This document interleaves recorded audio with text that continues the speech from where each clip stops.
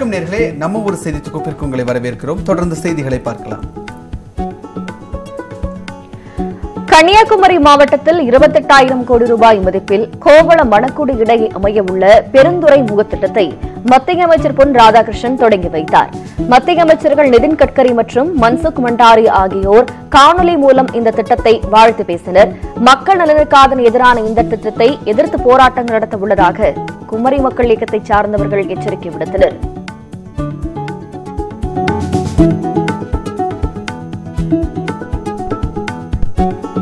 நெல்லை மாவட்டத்தின் ராதாபுரத்தில் 18 கோடி ரூபாய் மதிப்பில் தார் சாலை அமைக்கும் பணிக்கான பூமி பூஜை நடைபெற்றது. ராதாபுரம் வடக்கன்குளம் சாலையை செப்பனிட 9 கோடியும், பணக்குடி கள்ளிக்குளம் சாலையை செப்பனிட 9 கோடி ரூபாயும் நிதி ஒதுக்கப்பட்டு அதற்கான பணிகள் ராதாபுரம் சட்டமன்ற உறுப்பினர் துவக்கி வைத்தார். இந்த பணிகள் 12 மாதத்தில் முடியும் என்று பொதுப்பணித்துறை அதிகாரிகள் தெரிவித்தனர்.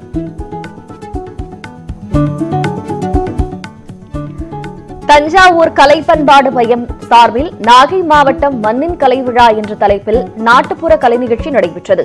மயிலாடுதுறையில் நடைபெற்ற இந்த விழாவில் ஒயிலாட்டம், மயிலாட்டம், காவடியாட்டம், நையாண்டி மேளம் போன்ற பாரம்பரிய நிகழ்ச்சிகளை நாட்டுப்புற கலைஞர்கள் நடத்தினர். இதில் பங்கேற்ற மாற்றுத்திறனாளி சிறுமியின் கரகாட்டம் பார்வையாளர்களை பெரிதும் கவர்ந்தது.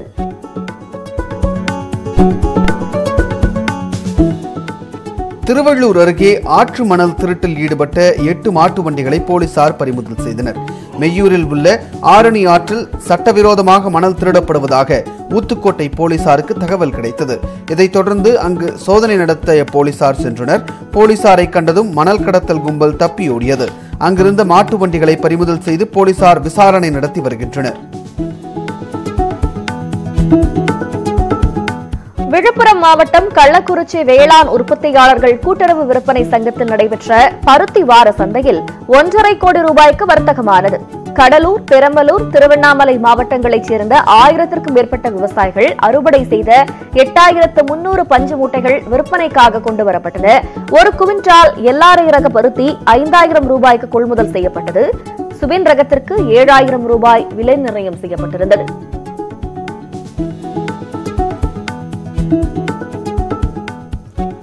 மாற்றுத்திறனாளிகளை பிரதமர் நரேந்திர மோடி இழிவுபடுத்திவிட்டதாக கூறி திண்டுக்கல்லில் ஆர்ப்பாட்டம் நடைபெற்றது. மணிக்கூண்டில் நடைபெற்ற இந்த ஆர்ப்பாட்டத்தில் ஏராளமானோர் கலந்து கொண்டனர். ரூல்கேலாவில் நடைபெற்ற நிகழ்ச்சியில் காங்கிரஸ் தலைவர் ராகுல் காந்தியை மாற்றுத்திறனாளிகளுடன் ஒப்பிட்டு பிரதமர் விமர்சனம் செய்ததாக ஆர்ப்பாட்டத்தில் ஈடுபட்டவர்கள் குற்றம் சாட்டினர். கிருஷ்ணகிரியில் மாமரங்களில் அதிக அளவில் மாப்பூக்கள் பூத்து குலுங்க தொடங்கியுள்ளது. கடந்த ஆண்டை காட்டிலும் இந்த ஆண்டு பூக்கள் அதிக அளவில் பூத்திருப்பதால் விவசாயிகள் மகிழ்ச்சி அடைந்துள்ளனர். இருப்பினும் தற்பொழுது கிருஷ்ணகிரி மாவட்டத்தில் நிலவும் கடும் வறட்சியால் மகசூல் பாதிக்கப்படக்கூடிய சூழ்நிலை நிலவுவதாக விவசாயிகள் தெரிவிக்கின்றனர்.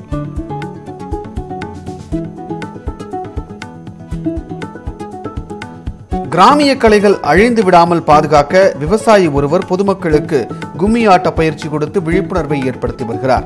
கோவை மாவட்டம் மேட்டுப்பாளையத்தை அடுத்துள்ள ஜடையம்பாளையம் கிராமத்தை சேர்ந்த 70 வயதான முருகையன் என்பவர் கிராமமாக சென்று கிராமிய கலை நிகழ்ச்சி நடத்தி பயிற்சி அளித்து வருகிறார். இதில் கிராம மக்கள் மற்றும் கல்லூரி மாணவர்கள் ஆர்வமுடன் கலந்து கொள்கிறார்கள். மலை பிரதேசங்களில் மட்டுமே விளையும் மோரிஸ் வாழையை இயற்கை முறையில் சாகுபடி செய்து வருகிறார் நாகையைச் சேர்ந்த பட்டதாரி இளைஞர். அம்பல் கிராமத்தைச் சேர்ந்த ராதாகிருஷ்ணன் தோட்டக்கலைத்துறை மூலம் 100% மானியத்தில் 1210 கற்றுங்களை பெற்றார். இந்த வாழைக்கன்றுகளை ரசாயனம் கலக்காமல் இயற்கையான முறையில் சாகுபடி செய்து சாதனை படைத்துள்ளார். தற்பொழுது அறுவடைக்கு தயாராக உள்ள நிலையில் இதன் மூலம் அதிக லாபம் கிடைக்கும் என ராதாகிருஷ்ணன் நம்பிக்கை தெரிவித்துள்ளார். நெல்லை மாவட்டம் தென்காசியில் சாலை விபத்துகள் அதிகரித்து வருவதால் கூடுதல் காவலர்களை நியமிக்க பொதுமக்கள் கோரிக்கை விடுத்துள்ளனர். வளரும் நகரமான தென்காசி அருகே சுற்றுலா தலங்கள் அதிக அளவில் உள்ளதாலும் அண்டை மாநிலம் கேரளாவிற்கு செல்லும் வாகனங்கள் இவ்வழியாக செல்வதால் தினம்தோறும் போக்குவரத்து நெரிசல் ஏற்படுவதாக கூறப்படுகிறது. இதை கட்டுப்படுத்த போதிய போக்குவரத்து காவலர்கள் இல்லாததால் அடிக்கடி விபத்து நடப்பதாக அப்பகுதி மக்கள் தெரிவித்துள்ளனர். கோடைக்கு முன்னரே வெயில் வாட்டி வதைப்பதால் உடல் சூட்டை தணிக்க பொதுமக்கள் தர்பூசணி, இளநீர், கரும்புச்சாறுகளை தேடிச் செல்வதால் வியாபாரிகள் மகிழ்ச்சி அடைந்துள்ளனர். வேலூர் மாவட்டம் ராணிப்பேட்டையில் நேற்று வெயில் 105 டிகிரியை தொட்டது. வெப்பம் அதிகரித்ததால் தேசிய நெடுஞ்சாலையில் செல்லும் வாகன ஓட்டிகள் சாலையோர கடைகளில் நின்று தர்பூசணி இளநீர் பருகுவதால் வியாபாரிகள் மகிழ்ச்சி அடைந்துள்ளனர்.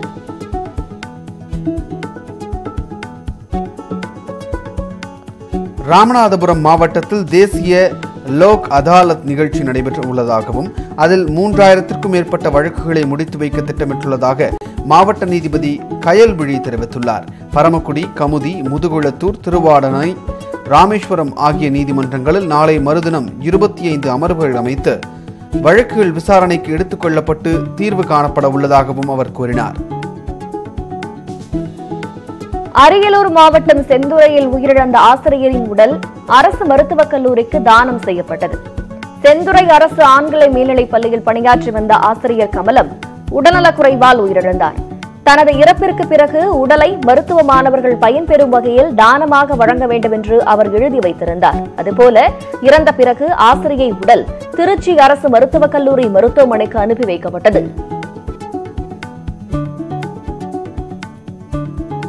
ஊருக்குள் புகுந்து பயிர்களை சேதப்படுத்தும் யானைகளை கட்டுப்படுத்த வேண்டும் என்று தாழவாடி மலைப்பகுதி மக்கள் கோரிக்கை விடுத்துள்ளனர்.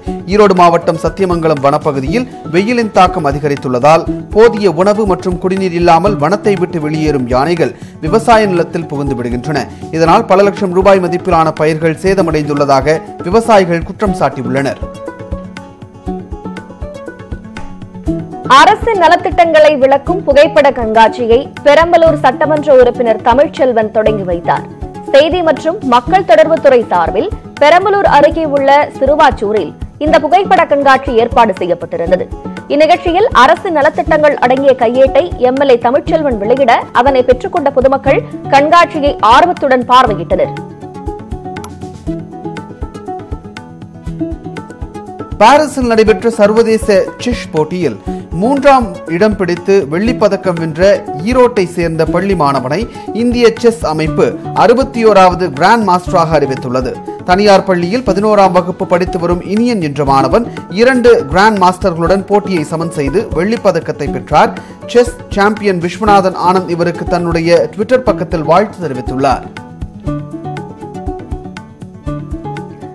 நெல்லை அருகே 15 ஆண்டுகளாக சீரமைக்காமல் இருக்கும் சாலையை சீரமைத்து தர வேண்டும் என்று பொதுமக்கள் கோரிக்கை விடுத்துள்ளனர். வள்ளியூர் அருகே உள்ள மகிழ்ச்சிபுரம் கிராம இணைப்பு சாலையில் கற்கள் பெயர்ந்துள்ளதால் வாகன ஓட்டிகள் மாற்று வழியை பயன்படுத்தி வருகிறார்கள். இதனால் பேருந்து போக்குவரத்து நிறுத்தப்பட்டுள்ளதால் பொதுமக்கள் சிரமங்களை மக்கள் சந்தித்து வருகின்றனர். எனவே சாலையை சீரமைத்து தர வேண்டும் என்று அந்த பகுதி மக்கள் வலியுறுத்தியுள்ளனர்.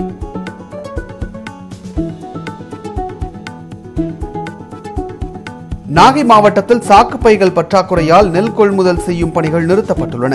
திருமருகல், கீழவேளூர், கீழையூர் உள்ளிட்ட பகுதிகளில் நேரடி கொள்முதல் நிலையங்கள் செயல்பட்டு வருகின்றன.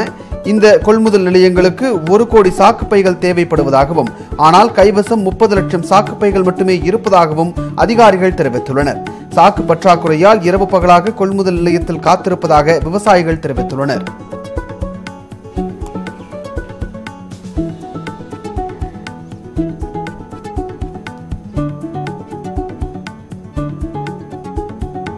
திண்டுக்கல் பகுதியில் விளையும் வெண்டைக்காய் விலை அதிகரித்துள்ளதால் விவசாயிகள் மகிழ்ச்சியடைந்துள்ளனர். ஒட்டஞ்சத்திரம், ரெட்டியார் சத்திரம், கன்னிவாடி, நிலக்கோட்டை, வேடச்சந்தூர் உள்ளிட்ட பல கிராமங்களில் விவசாயிகள் வெண்டைக்காயை பயிரிட்டு வருகிறார்கள். கடந்த வாரம் 6 ரூபாய்க்கு கொள்முதல் செய்யப்பட்ட 1 கிலோ வெண்டைக்காய் தற்பொழுது 30 ரூபாய் வரை கொள்முதல் செய்யப்படுகிறது.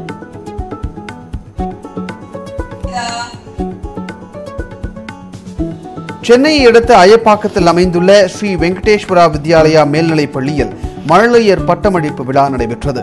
இந்த விழாவில் சுதா ரகுநாதன், பெல்ஜியம் துணை தூதர் மார்க் வான் டி வென்வர்க் மற்றும் SVGs குழு உறுப்பினர் உள்ளிட்டோர் கலந்து கொண்டனர்.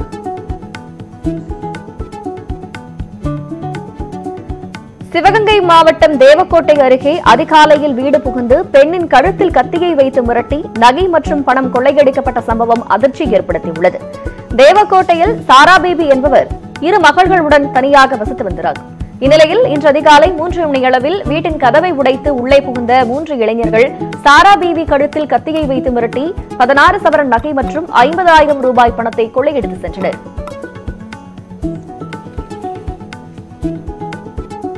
நீலகிரி மாவட்டம் கூடலூரில் அரசு நிலத்தில் கட்டப்பட்ட கட்டிடங்கள் பொக்லைன் இயந்திரங்களை வைத்து வருவாய்த்துறையினர் இடித்தனர்.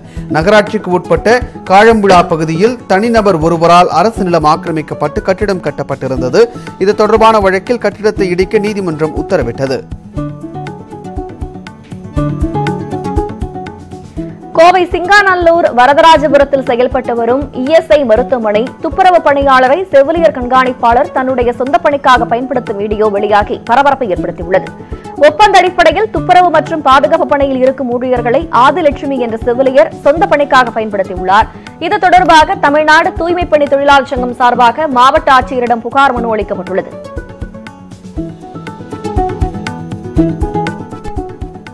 கோவை அருகே பிறந்து சில மணி நேரமேயான பெண் குழந்தை மண்ணில் வீசப்பட்டு கிடந்தது.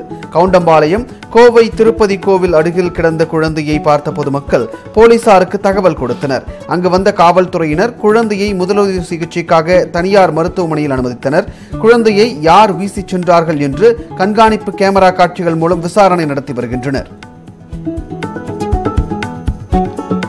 திருத்தணி நகராட்சி ஏரிக்கரை தெருவில் 10 நாட்களாக குடிநீர் விநியோகம் செய்யாததால் ஆத்திரமடைந்த பொதுமக்கள் காலி குடங்களுடன் சாலை மறியலில் ஈடுபட்டனர். இதனால் போக்குவரத்து பாதிக்கப்பட்டது. தகவல் அறிந்து சம்பவ இடத்திற்கு வந்த காவல்துறை அதிகாரிகள் மற்றும் நகராட்சி பொறியாளர் பொதுமக்களை சமரசம் செய்ததைத் தொடர்ந்து மறியலை கைவிட்டு கலைந்து சென்றனர்.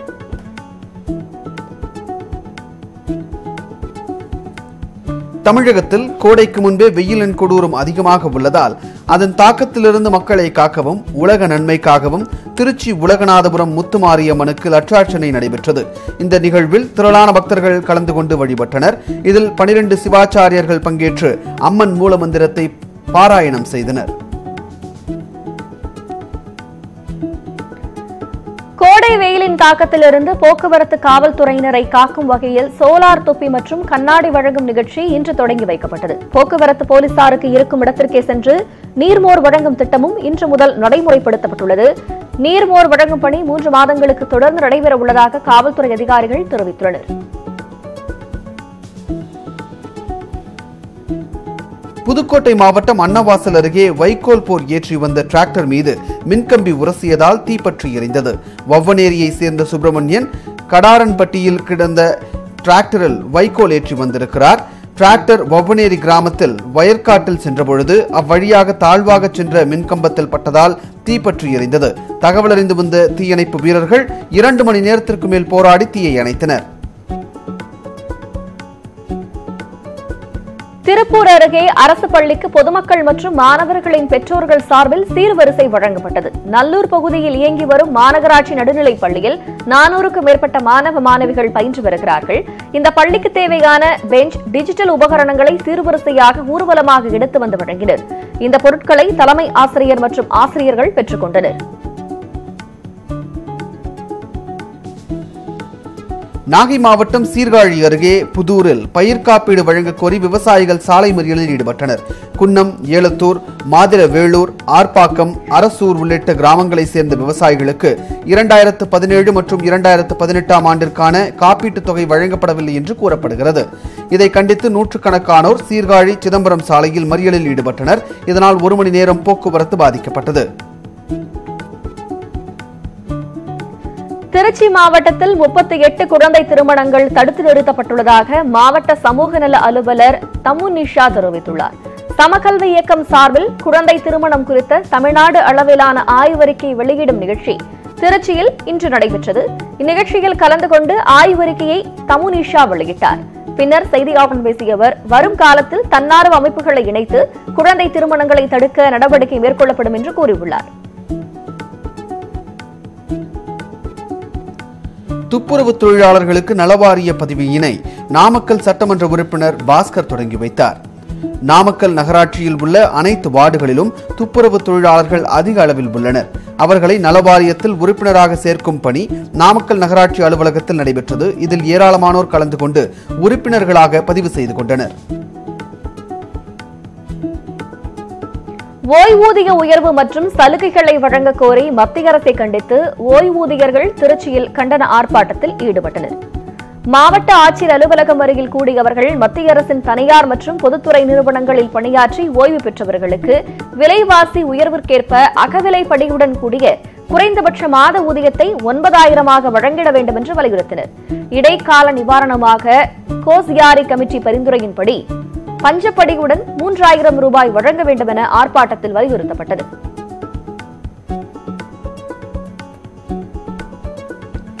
பார்வையற்ற மாற்றுத்திறனாளிகளும் எளிதில் வாக்களிக்க வாக்கு இயந்திரத்துடன் பிரெய்லி சீட்டு கட்டாயம் இணைக்கப்படும் என்று நாமக்கல் மாவட்ட ஆட்சியர் ஆசியா மரியம் உறுதியளித்துள்ளார். ஆட்சியர் அலுவலகத்தில் பார்வையற்ற மாற்றுத்திறனாளிகளுக்கு ஓட்டு அளிக்கும் முறை மற்றும் ஓட்டு அளிப்பதன் அவசியம் குறித்து விழிப்புணர்வு ஏற்படுத்தப்பட்டது. இதில் கலந்து கொண்ட ஆட்சியர் பார்வையற்றோர் எந்த சின்னத்தில் வாக்களிக்க உள்ளோம் என தெரிந்து கொள்ளும் வகையில் வசதிகள் ஏற்படுத்தப்படும் என்று கூறினார். நரேந்திர மோடியே மீண்டும் பிரதமராக வர வேண்டும் என்று இந்து மக்கள் கட்சி தலைவர் அர்ஜுன் சம்பத் கூறியுள்ளார். நாமக்கல் மாவட்டம் திருச்செங்கோட்டில் தேசிய சிந்தனை பேரவை சார்பில் 1008 சிவலிங்க பூஜை நிகழ்ச்சி நடைபெற்றது. இதில் கலந்து கொள்ள வந்த அர்ஜுன் சம்பத் தேமுதிகவுக்கு நல்ல அங்கீகாரம் தரக்கூடிய பாஜக அதிமுக கூட்டணியில் விஜயகாந்த் இணைய வேண்டும் என்று கூறினார்.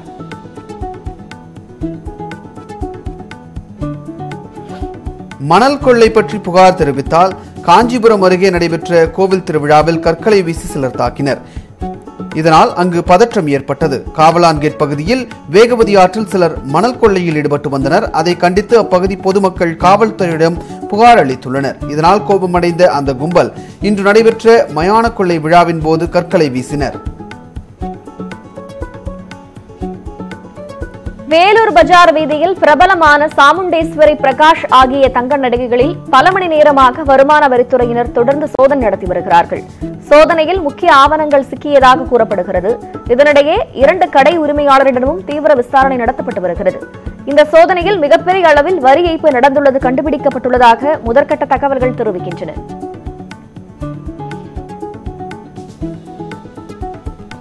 நாமக்கல் மாவட்டம் பொது சுகாதாரம் மற்றும் நோய் தடுப்பு மருத்துவத்துறையின் சார்பில் தாய் சேய் நல ஊட்டச்சத்து பெட்டகத்தை கர்ப்பிணிகளுக்கு மாவட்ட ஆட்சித்தலைவர் ஆசியா மரியம் வழங்கினார். எர்ணாபுரம் அரசு சுகாதார ஆரம்ப நிலையத்தில் நடைபெற்ற நிகழ்ச்சியில் டாக்டர் முத்துலட்சுமி ரெட்டி மகப்பேறு நிதியுதவி திட்டத்தின் கீழ் 15 பயனாளிகளுக்கு இந்த பெட்டகத்தை வழங்கினார். அப்போது பேசிய ஆட்சியர் கர்ப்பிணி பெண்களுக்கு 18,000 ரூபாய் வங்கிக் கணக்கில் செலுத்துவதாக கூறினார். ஜாக்டோஜிகா போராட்டத்தில் கலந்து கொண்ட பேராசிரியரின் இடமாறுதலை ரத்து செய்ய கோரி கோவை அரசு கல்லூரி பேராசிரியர்கள் உள்ளிருப்பு போராட்டத்தில் ஈடுபட்டு வருகிறார்கள். கடந்த மாதம் நடைபெற்ற போராட்டத்தில் கலந்து கொண்டதற்காக 15க்கும் மேற்பட்ட பேராசிரியர்கள் பணியிட மாற்றம் செய்யப்பட்டனர். இதனை கண்டித்து போராட்டம் செய்து வரும் பேராசிரியர்கள் ஆசிரியர்கள் பணியிட மாற்றம் என்பது அரசின் பழிவாங்கும் நடவடிக்கை என குற்றம் சாட்டியுள்ளனர்.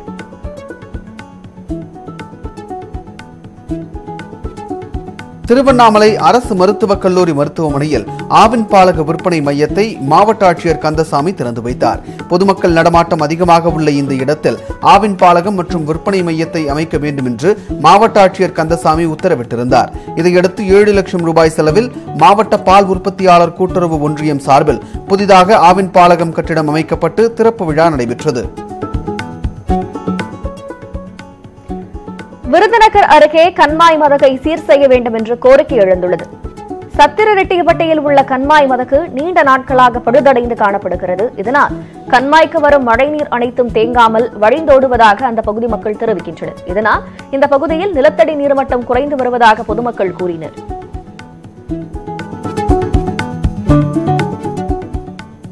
ஸ்ரீவில்லிபுத்தூர் அருகே சேது நாராயணபுர கிராம மக்கள் மேளதாளங்கள் முழங்க அரசு பள்ளிக்கு கல்வி சீர்வரிசை வழங்கினர். மாணவர்களுக்கு தேவையான பரீட்சை அட்டை, எழுது பொருட்கள், குடம், சேர் போன்ற பல்வேறு பொருட்களை பேரணியாக பள்ளிக்கு எடுத்துச் சென்றனர். அப்போது பள்ளியின் நுழைவு வாயிலில் நின்றிருந்த ஆசிரியர்கள் மாணவர்களின் பெற்றோர்களை ஆரத்தி எடுத்து வரவேற்றனர். சமூக ஆர்வலர் முகிலனை கண்டுபிடித்து தரக்கோரி வேலூர் மாவட்ட பாலாறு பாதுகாப்பு இயக்கத்தினர் ஆர்ப்பாட்டத்தில் ஈடுபட்டனர். ஆட்சியர் அலுவலகம் எதிரில் நடைபெற்ற ஆர்ப்பாட்டத்தில் ஏராளமானோர் கலந்து கொண்டனர். முகிலன் காணாமல் போய் பல நாட்களாகியும் அவரை கண்டுபிடித்து தருவதில் அரசு அக்கறை காட்டவில்லை என குற்றம் சாட்டினர். மக்கள் நலனுக்காக போராட்டங்களை நடத்திய முகிலனை உடனடியாக கண்டுபிடிக்க தர வேண்டும் என்றும் அவர்கள் வலியுறுத்தினர்.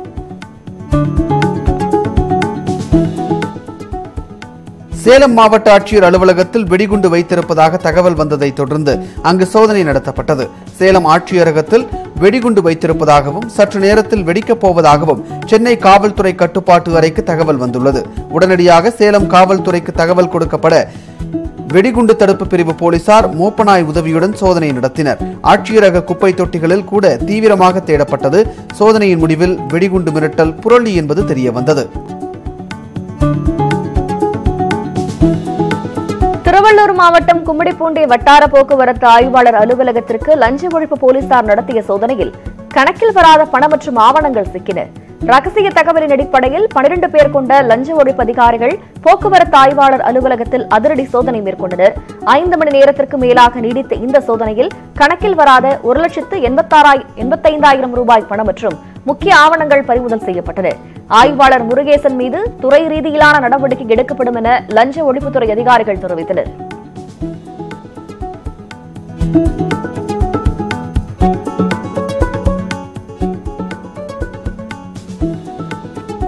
திருவாரூர் தியாகராஜர் கோவிலில் உள்ள சிலைகள் பாதுகாப்பகத்தில் 5ஆம் கட்ட சோதனை தொடங்கியுள்ளது. சிலைகள் பாதுகாப்பகத்தில் திருவாரூர், தஞ்சாவூர், நாகப்பட்டினம், கடலூர் மாவட்டங்களைச் சேர்ந்த 4539 சிலைகள் பாதுகாக்கப்படுகின்றன. ஏற்கனவே 4 கட்ட சோதனை நிறைவடைந்துள்ள நிலையில் தற்போது பாலையூர், வாய்மேடு, திருநெய்ப்பேர், கணக்கெடுத்த வனிதம் உள்ளிட்ட 15 கோவில்களில் ஐம்பொன் சிலைகள் ஆய்விற்கு உட்படுத்தப்பட்டுள்ளன. சிலைகளின் தொன்மைத்தன்மை மற்றும் அளவீடுகள் பற்றி 40 பேர் கொண்ட குழு 5 நாட்கள் சோதனையில் ஈடுபட உள்ளது. திருவாரூர் தியாகராஜர் கோவிலில் கற்சிலைகள் காணாமல் போனதாக வந்த தகவல் குறித்தும் இன்று ஆய்வு செய்யப்பட உள்ளதாக சிலை கடத்தல் தடுப்பு பிரிவு போலீசார் தெரிவித்துள்ளனர்.